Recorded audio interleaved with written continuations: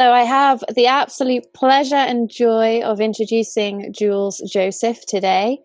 She is a university lecturer, a mentor, consultant, and an email marketing specialist as well, and runs her own consultancy. So does lots of different things, wears lots of different hats, got a blue one on today. So I think it's worth us getting started with, how did you first get into marketing? So interestingly, when I left university, I had a computer science degree. And so I'd done lots of coding, and I decided I was too sociable to sit in front of a computer all day. And now I sit in front of a computer all day. And I kind of started in a sales role, but it tended to be for marketing companies. So I worked with Jupiter Research and some agencies. And from there, I kind of just fell into marketing. I'd found that I was presenting marketing stuff. And then I got into email marketing when I joined Silverpop. I think I was their 5th UK employee, and I worked on people like Sky and Littlewood Shop Direct Group, and then had children 11 years ago, and started out on my own. Amazing. So what does your current role involve? Because you've got lots of different aspects to your role. Yes, so 3 hats. The first is I do email marketing strategy, training, consulting, implementation a lot. Second is I work as a marketing mentor. So that is working alongside business owners who are doing their marketing, or sometimes marketing execs who want more strategic support, but they tend to be doing it, and I'm kind of offering support, ideas, and a bit of a sounding board. And then finally, I'm a university lecturer, so I teach students at the University of Hertfordshire about marketing and just generally about business. And obviously a lot of that's online at the moment. Yeah, of course. So what's your top advice for any aspiring marketers that maybe have just joined university and looking to create a career in marketing? So I think that the first thing is, when you are looking at marketing, is to always look at the big picture. Marketing is not about one thing, whether that is email or social. You've really got to have a look at the big picture. And the other thing is to always put yourself in your audience's shoes. So, and ask yourself kind of, why do I care? Because actually, I think for a lot of people, what they don't realise is that they can get hundreds of messages out there, loads of great stuff, but unless it's relevant and it's going to resonate, then it doesn't really matter. So you can entertain, you can entice, you can educate, but you've got to deliver value. Yeah, the value piece is really key, isn't it? Because and aligning what the value is to you as well, as the person who's aspiring to start in marketing. Oh yeah, absolutely. Yeah, definitely. So as a university lecturer of marketing, what do you see as the main challenges when you're teaching new students to marketing, or maybe mature students as well to marketing? I think one of the biggest challenges is helping them realise that there is more to life and marketing than Instagram and TikTok. I was doing something. I teach a lot of travel and tourism students, and we were talking about Saga cruises, and they were kind of looking at their Instagram. And, well, they've not got much on Instagram, and I'm going, okay, would your nan use Instagram? And a couple of them said yes, but most of them were like, no, not really. I'm going, well, then why would Saga Cruises use Instagram in a big way? And then we kind of started talking about relevance and putting yourself in your customer's shoes and that kind of thing. So it was really kind of helping them understand the bigger picture again, and just, it's watching that penny drop as well, when they start to kind of go, oh, right, yeah. And so I always try to, engage them, bring stories in that are going to help them really understand the principles and the ideas. So whether that is, why do you buy from McDonald's? Or help them really just think about what other people do, because I think they tend to have, a lot of people who are doing the same thing. So yeah, it's definitely the biggest challenge. And it's a lovely moment when that penny drops and they kind of go, oh yeah, I get it now. Yeah, I see that a lot. I think, we've spoken about this a lot together, being teachers, and I think it's very much I would call it the Gary V effect, where it's students see that and okay, yeah, he's done some amazing things, and you know, he uses tactics really effectively, but it's that strategic piece that's missing, isn't it? It's the thought of who are you targeting, who is your segment, how are you positioning yourself, and all of those elements that go into that before thinking, okay, yeah, we're going to do a great TikTok campaign. Yeah, it's like, why? And I often say that, why? You know, and when we've had students who are trying to come up with marketing strategies, I'm going, well, why would you do that? And when you ask that question, it starts to kind of make them think, rather than just going, well, I'm going to do that, because they go with what they know and what they're familiar with. And as marketers, unless we are our typical client, we need to really put ourselves in that client's shoes and get to know them.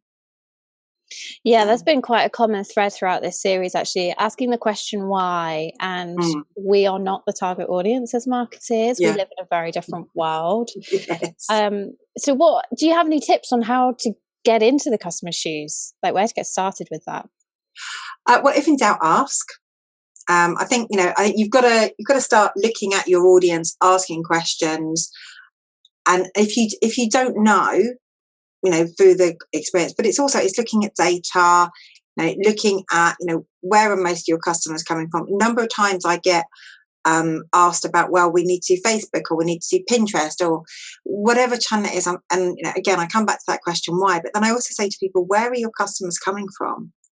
And if they don't know, I'm like, okay, let's ask. It's obviously emails my thing, and I do say to people, okay, if you've got an email list, then just ask people, you know, why did they buy from you? Where did they find out about you?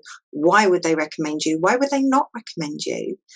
And that helps you build up that picture about who your audience is. And then once you start to get that feel, you can look at potential partners who are targeting those same people. You can look at the right kind of channels, the right kind of messaging. It informs so much. Are there any kind of like particular go-to tools that you use for that? Well, with my smaller clients, I use MailerLite as an email marketing service provider, and they enable you to do really easy surveys within the email, which has been quite good. But it also depends on, you know, who it is. If people are doing a lot of B2B, then I've suggested people do networking surveys, or they do research. They can do it online. You can do polls on social media. So it kind of depends on who the client is and where they're in communicating most with their customers. That tailored piece again is so important, isn't it? It's not a one size fits all. It's exactly what I was going to say. Great minds. Yeah. So what do you think are the key ingredients that should be included in a marketing strategy? Where are we? Where are we going and why? Who's coming along for the ride and who are we going to meet? And so that means kind of looking at your current situation, that's the where are we, and the products, the services, your audience, your USPs, and even your brand personality. Does that reflect who you want to be? And then looking at where you want to be, say short, long-term goals, you know, that kind of vision, and then breaking that down in the steps on how you're going to get there, because you might have this, you know, really good long-term goal, but what are the different goals that you need to meet along the way? And then I think the who's coming and the who are you going to meet along the way, that's obviously partly about your audience again, but it's also about the kind of individuals or the kind of people that you need as part of that team. So whether that is as a small person, somebody to help, you know, if you're a small business, somebody to help you kind of mentoring or give you ideas, whether that is partners, whether that is, you know, how you fill out your marketing team, or whether it's working with agencies, general or specific, it's helping you understand who's going to be along for that ride. And it has to be a longer ride, I think. You know, too many people kind of go, well, this is what we're going to do in the next 3 months. Unless you are really into agile marketing, I think you have to have a slightly bigger plan. And then I think, the why is always going to be important, because that's going to underpin your vision, it's going to underpin your values and your messaging. Yeah, and having, I guess there's a place for having the shorter plan, but you're right, having that long-term vision helps inform that shorter plan. Yeah, without that, and if you don't know where you want to, and it's not to say it has to be set in stone. I think a lot of people think that big vision has to be set in stone, and it doesn't. And you know, if the last year and however long it's been now has taught us anything, it's that you have to be able to be flexible. But I think you also have to have an idea of where you want to be. That's quite important. And there's no point in wanting to be the greatest, something in the world if your values and your target audience doesn't fit that, and you need to then change everything. So I agree. Great tips. So what do you think are the most common pitfalls? So in my book, I talk about the 10 common pitfalls that are facing marketers and how to avoid them. What do you think are the most common pitfalls that marketers face, and how can they overcome them? First one, I would still go back to not putting themselves in their customer's shoes. Whether you are a first year university student or some quite advanced marketers who really don't do that still.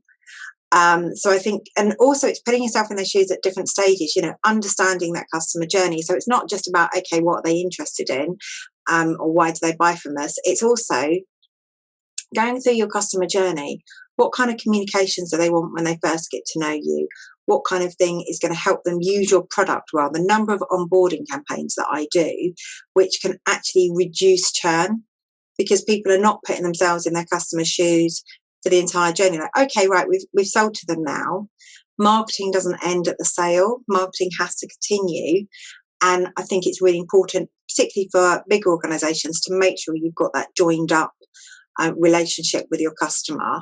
And then the second thing I think is recognizing that you need, if not a completely omni-channel marketing, certainly a multi-channel approach. I was talking with somebody recently, and they had an great email marketing hook. And I said, but why isn't it working? And I said, well, where are you promoting it? And they're going, well, on our website. And I said, okay, let's talk about AIDA, awareness, interest, desire, action. The email marketing hook is great to kind of generate interest and desire, but you've got to raise awareness.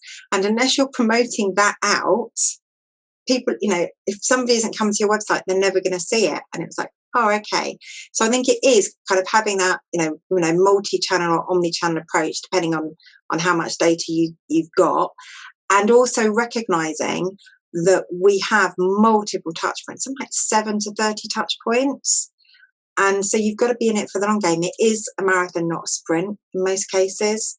I know that you can get these lovely quick ads on Instagram and people buy instantly, but for most businesses, that isn't the kind of thing that they want to do. So it is about, right, how are we going to make these channels work together? Is our marketing consistent across the different channels? How can we weave people from one channel to the other?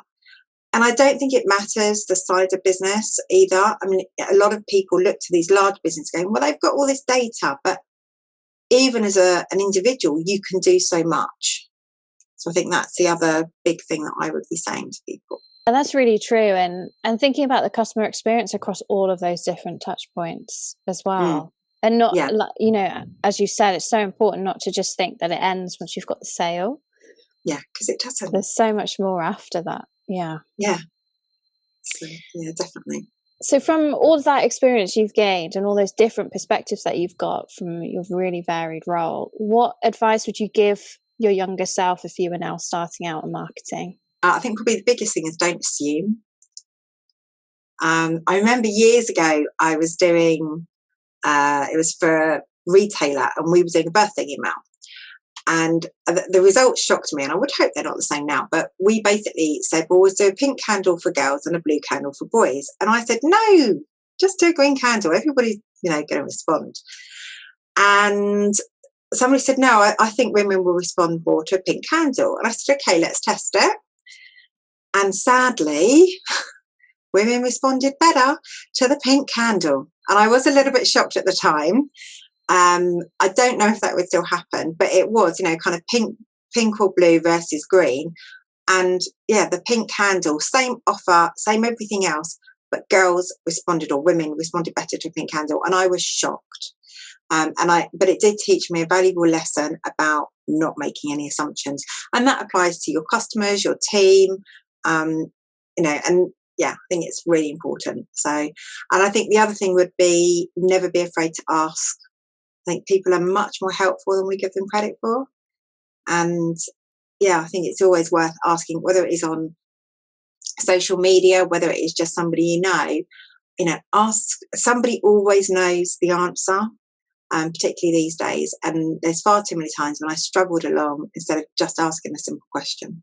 That's been quite a consistent one, to not be afraid to ask. and always be curious, keep asking those questions. I think when you first start out, there's a bit of a lack of confidence that you feel that you should know the answer, but actually never going to know the answer to everything. And having that conversation with someone, getting their perspective on their answer as well, is also really insightful. Yeah, and also one of the things that I think's really interesting is even now I will sit in on different presentations or read different books, and it reminds me of stuff that I thought I'd forgotten almost, or it just kind of, oh yeah, that's why I should do that. And so actually it's not just about asking, it's just about constantly learning and developing yourself, because if you do that, even if it's not teaching you something new, it can be reminding you of something that's important or that is going to be useful.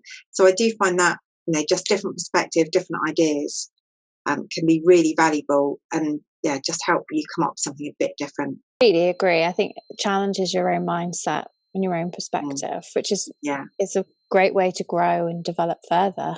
Yeah, and if we stop growing, then what is there really? Always, I love learning. It's the best thing. Yeah, I think in marketing you have to keep learning, and it's just so much changing. In a tactical sense, there's a lot changing. The fundamentals of strategically, not so, but the tactical element, is constantly evolving. Oh yeah, without a doubt. And one of the things I love about being a university lecturer is I'm learning off my students as well. So, the insights I've got into, particularly things like TikTok and Instagram, or even Pinterest, a lot of them will talk about Pinterest. And it's given me some really fresh kind of thinking and fresh ideas and a completely different perspective, because they're, a lot younger than me. And so I find that quite fascinating to learn from them and get their opinions on things and how they make decisions about what they purchase, because it's very different to the way in which I use social media, and certainly to the way my mum and my daughter. I've got a young daughter, and she's on social media now, and it's just seeing different ways in which we use it. It's one channel, but it's used in so many different ways. I also really like it when students challenge different theories and they question why it is that way, and makes you then take a step back and think, actually, that's a really valid point, and what great perspective, and starts a really good conversation. Yeah. A theory that could have been around for a really long time, like the 4 and 7 Ps, say, for example. Like, but why are they like that? And just, that curiosity is a really good stimulator for having. Oh yeah, it's fascinating. And also, but it's also then helping them understand why it is like that and how it applies. Because like you said earlier, the principles of marketing haven't changed, but actually the way in which we deliver and the way in which we implement it has changed.